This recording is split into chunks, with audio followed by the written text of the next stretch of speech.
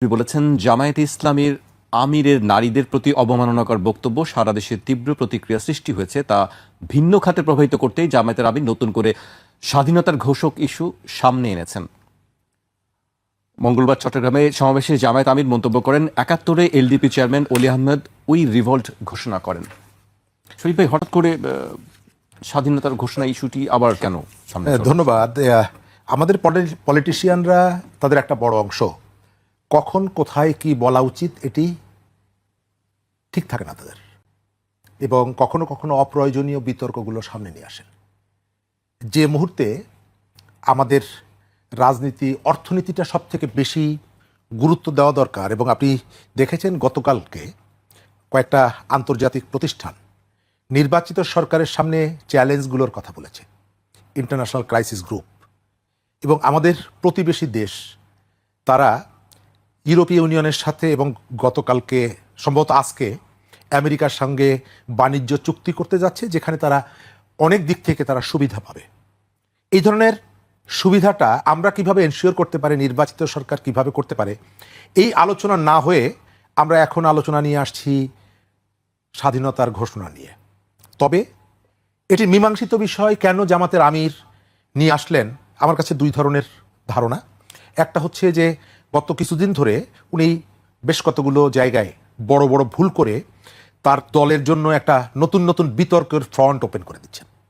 নারী ইস্যুতে এটি আকস্মিক না, তারা যে মনস্তত্ত্বটাকে ধারণ করে এবং প্রচার করে সেটা আমরা গত এক বছর দেখেছি, তার আগেও দেখেছি।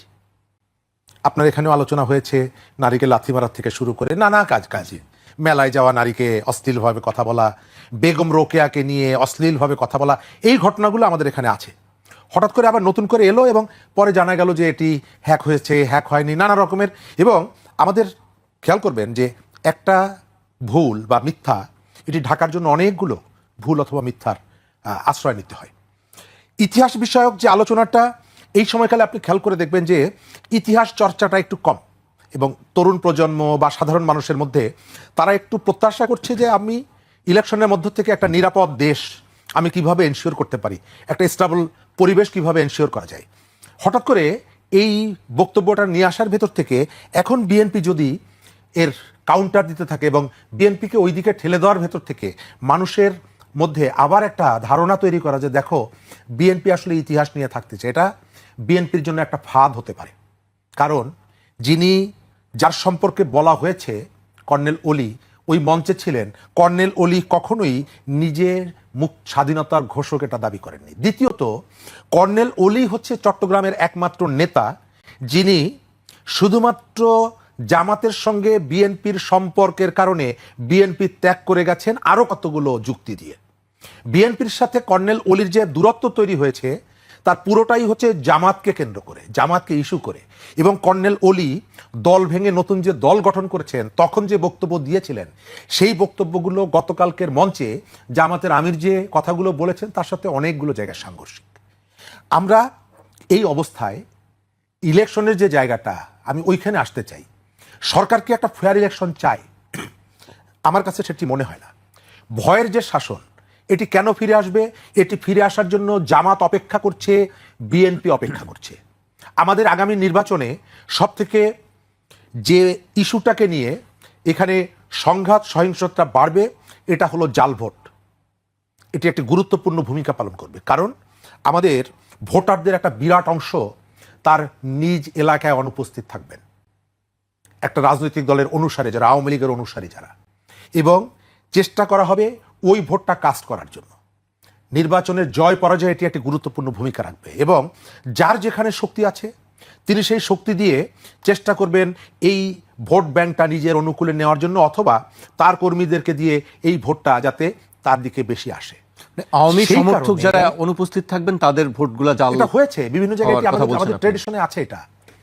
এবং নির্বাচন ধরেও অনেকের ম্যাটিকুলাস প্ল্যান আছে, কারো কারো এই প্রিপারেশনও আছে। বিএনপির মতো ওই যে চলে যাওয়ার পর, রোগী মারা যাওয়ার পর ডাক্তার আসার মতন অবস্থা সবার না। নভেম্বরের 10 তারিখে ভোটার মাইগ্রেশন এটি ক্লোজ হয়ে গেছে, তারা গত কয়েকদিন আগে গিয়ে বলছে কোথা থেকে এলো, এরা কারা, কোথা থেকে এলো, ওবায়দুল কাদেরের সেই বক্তব্যের মতো। তো কারো কারো প্রস্তুতি আছে, প্রিপারেশন আছে। এই ভোটগুলোকে কিভাবে কাভার করা যায়। আমি যেটা মনে করি, সরকারের যে জায়গাগুলো আছে, পুলিশ প্রশাসন, শৃঙ্খলা বাহিনীকে সরকার নিজেই চায়নি যে তারা নিজের পায়ে দাঁড়াক। হবিগঞ্জের কথা মনে আছে? এই ঘটনার পরে পুলিশের মধ্যে যে ধরনের আত্মবিশ্বাসটা তৈরি হয়েছিল, আবার পুলিশ সেখান থেকে সরে গেছে।